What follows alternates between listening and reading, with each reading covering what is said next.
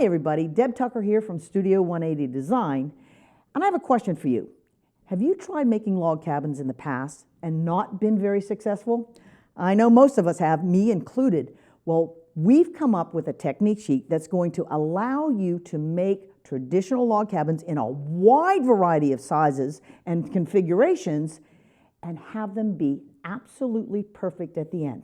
If you're interested, stay tuned and we'll get things set up and we'll walk you through the processes. The technique sheet has many different variations, as I mentioned earlier. We're going to work with just one of the variations today that will have a 1-inch finished square in the center, and all of the logs that are going to be added around the outside will also finish to 1 inch. To begin our log cabin, what we're going to do is actually cut center squares that are cut at 1.5. That's a perfect size. That's the exact size they need to be. But the logs are not going to be cut 1.5. They're going to be cut 1 3/4, which is slightly larger. You will then take those perfect center squares, 1.5-inch squares, stitch them one behind the next, onto the log, leaving a little space in between. Once you have some squares stitched onto that first log, you're going to press the seam toward the log, away from the square, and then you're going to proceed to cut on both sides of those center squares so that you are going to end up with these sections with center square and log number 1. You'll then take those subcut sections, put them onto the next log. This will be log number 2. It's the same color in this case. But when you position it center section on the log, you want to place it so that the log that you previously stitched is closest toward you. So if I were doing chain piecing, I would put this one on here, do my stitching, I'd turn this right sides together again, put this one on here, do the chain piecing, and if I had one more piece and room, I would put it here. I don't want to put it like this, where the log is away from me. I always want to make sure that I put the log that I added previously toward me. After I get the first section stitched onto the second log, I'm going to rough cut those apart, and then I'm going to go ahead and press those. And that seam is going to be pressed toward the log that I just added. And that will follow through from this point going forward. You'll always be pressing the seam toward the log you just added. So we have log number 1, log number 2. This unit, we have it trimmed even on this edge. And I do that when I cut these apart if I'm doing chain piecing, because that's the side that I'm going to add to log number 3. Moving forward, I'm going to take the center section with the center and log 1 and log 2, position it on top of what will be log number 3. And again, I'm positioning it so the last log that I added is closest to me. And when I position these for stitching, again, I leave a little space in between. That's a margin of error so that you have extra fabric in an extra length in your logs to be able to trim them down. Once you've stitched them and you give these a press, you're going to have a unit that looks like this. Don't forget that that trim square edge up to the center square has to be on the side that's going to receive the next log. Next up, take the section that you've just added. We're going to be placing it onto log number 4, which happens to be the same color as log number 3. Putting them right sides together with the log you just added, which was number 3, closest toward you. If you've got space, go ahead and put 2 center sections on there. Give them a stitch, and when you're done with the stitching then, go ahead and press that in that direction. This is the end of your round 1 of stitching.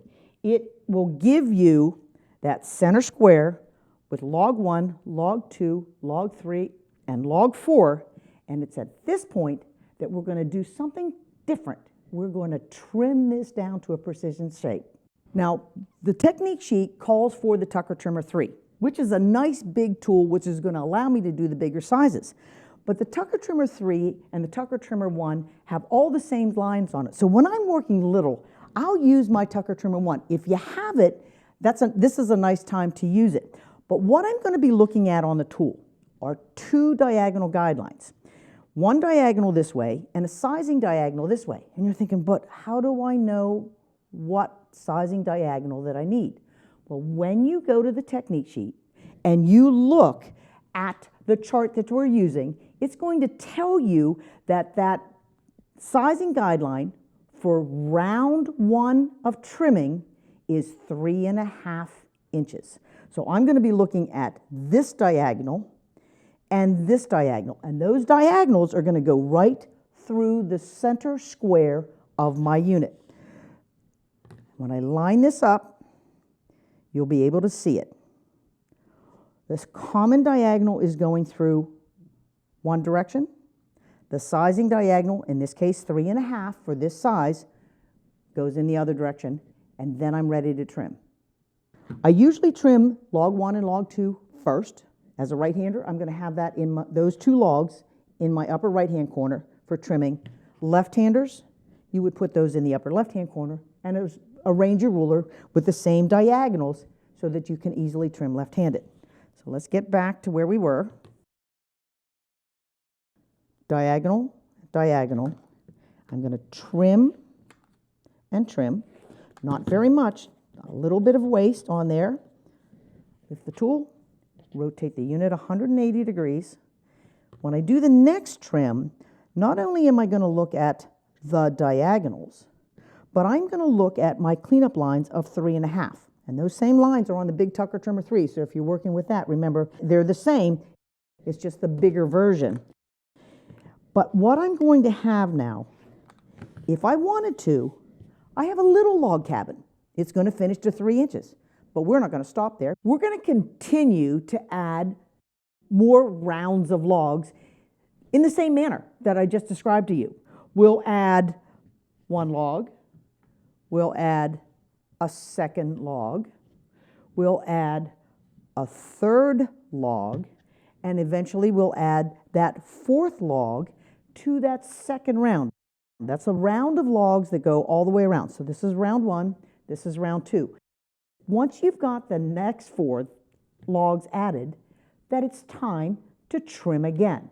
So we're always adding a complete round to trim, set the logs up so that the smallest logs, it doesn't really matter, but I just tend to be consistent. I put the smallest logs in the upper right-hand corner for a right-hander, upper left-hand corner for a left-hander.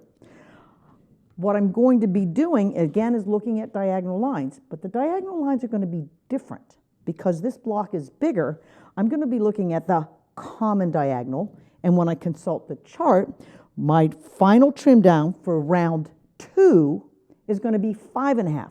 So it's the common diagonal and 5.5. It's those numbers that are going to be placed going right through that center square. And you're going to take time to do that as closely as you can.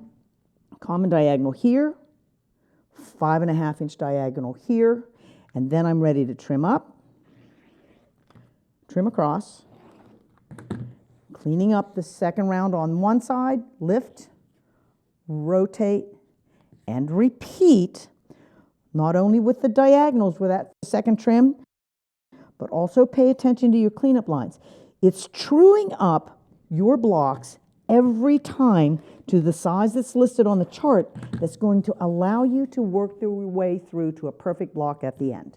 And now, through the magic of television, we've just added our 3rd round of logs. They're oversized, they're ready to be trimmed. When I consult the chart, I see that I need to trim it to 7.5 inches. Well, my Tucker Trimmer 1 is no longer usable because it only goes up to 6.5 inches. That's why I have to resort to the Tucker Trimmer 3. And you'll see that the lines on here are the same as on my original Tucker Trimmer. Common diagonal here, 7.5 inch diagonal here. Those crosshairs are going to go right through that center square. That's what you have to always come back and put your eye onto.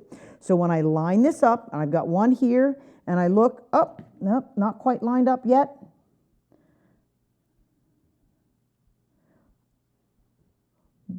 Once they're lined up in the center, you can see that they also tend to go through the seam intersections of the rest of the block. It helps us keep everything nice and square all the way through to the end. And when I get that done, then I'm ready to trim. So there you have it. By squaring up your log cabin blocks after every time you've added a round of logs, your blocks at the end are going to look just like these out here. Now this is just one of the size options that you have available on the technique sheet.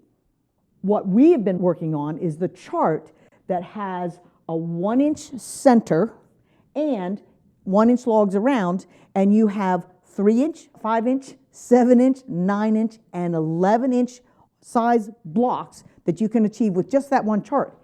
There are 3 other charts on there. Look at some of the other blocks that we can do. One of the charts gives you the option of having that center square be 2 inches and adding 1-inch finished logs around the outside to give you blocks that will finish out 4, 6, 8, 10, or 12-inch in size, and those are the finished sizes of those blocks. One of the charts allows you to start with a 2-inch center and add very large logs, 1 3/4-inch logs. The one you see here is a 12.5-inch block made from that chart. And one of the charts that we have, all these numbers are on the same technique sheet, will allow you to start with a 1-inch center but add 1/2-inch finished logs. Look how many rounds you can get in that. And if you ever think you're going to do that and keep that straight all the way to the end, you never will unless you have the magic of the technique sheet and the process of trimming down each round once those logs are added. So if log cabins have flustered you in the past, realize there's a solution. We've got it with our traditional log cabin technique sheet and our Tucker Trimmer 3, also Tucker Trimmer 1 if you have it. If you don't have these items in your studio at this point, head to your local quilt shop. You can pick up the tools there, you can pick up the technique sheet there, and if they don't have them, you can come directly to us and we'll get them in your hands as soon as possible. Take care, everybody, and good luck with your next log cabin project.